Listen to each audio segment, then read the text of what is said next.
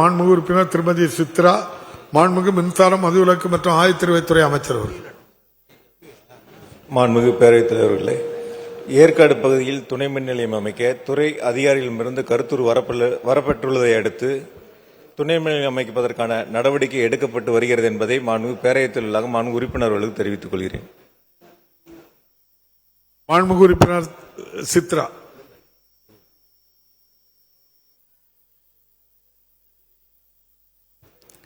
மாண்புமிகு பேரவைத் தலைவர் அவர்களே, புரட்சி தலைவி அம்மா தெய்வத்தை வணங்கி, வருங்கால முதலமைச்சர் அண்ணன் எடப்பாடியார் அவர்களை வணங்கி, எனது ஏற்காடு சட்டமன்ற தொகுதிக்கு உட்பட்ட ஏற்காடு பகுதியில் துணை மின் நிலையம் அமைக்க அரசு முன்வருமான் என்று கேட்டிருந்தேன். அமைச்சர் அவர் இனி எப்போது அமைப்பார் என்பதை கேட்டுக்கொள்கிறேன். மாண்புமிகு அமைச்சர் அவர்கள். மாண்புமிகு பேரவைத் தலைவர்களே, 2 ஏக்கர் நிலம் தேவைப்படுகிறது.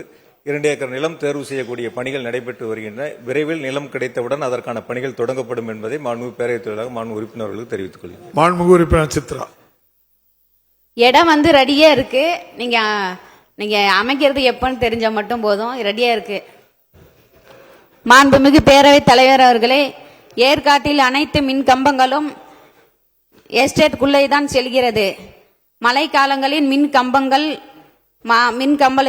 கம்பத்தில் மரங்கள் விழுந்தால் அதை சரி செய்வதற்கு 2-3 நாட்கள் ஆகிறது. மேலும் இரவு நேரங்களில் காட்டெருமை தொல்லை அதிகமாக இருக்கிறது. எஸ்டேட்டுக்குள்ளில் யாரும் செல்வதில்லை. மேலும் உயர் மின் கம்பம் அழுத்த பாதையை சாலை ஓரமாக மாற்றி அமைக்க அரசு நடவடிக்கை எடுக்குமா என்று கேட்டுக்கொள்கிறேன். மாண்புமிகு அமைச்சர்.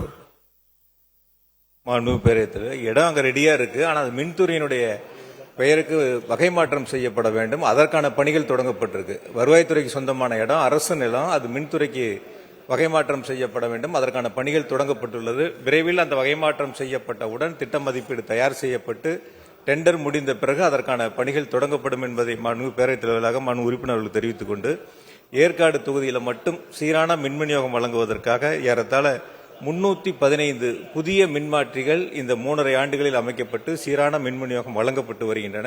சேலம் மாவட்டத்தில் 6 துணை மின் நிலையங்கள் அமைப்பதற்கான வாய்ப்புகளை, அனுமதிகளை மாண்புமிகு முதலமைச்சர்கள் வழங்கியிருக்கின்றார்கள். அதற்கான பணிகளும் தொடங்கப்பட்டிருக்கின்றன. மாண்புமிகு உறுப்பினர்கள் சுட்டிக்காட்டியிருக்கின்ற அந்த குறைகளும் விரைவில் அரசு அதிகாரிகளை, நம்முடைய துறையினுடைய அதிகாரிகளை அனுப்பி அது சீர் செய்யப்படும் என்பதை மாண்புமிகு பேரவைத் தலைவராக மாண்புமிகு உறுப்பினர்களுக்கு தெரிவித்துக் கொள்கிறேன். செய்திகளை உடனுக்குடனும் துல்லியமாகவும் தெரிந்து கொள்ள சப்ஸ்கிரைப் பண்ணுங்க.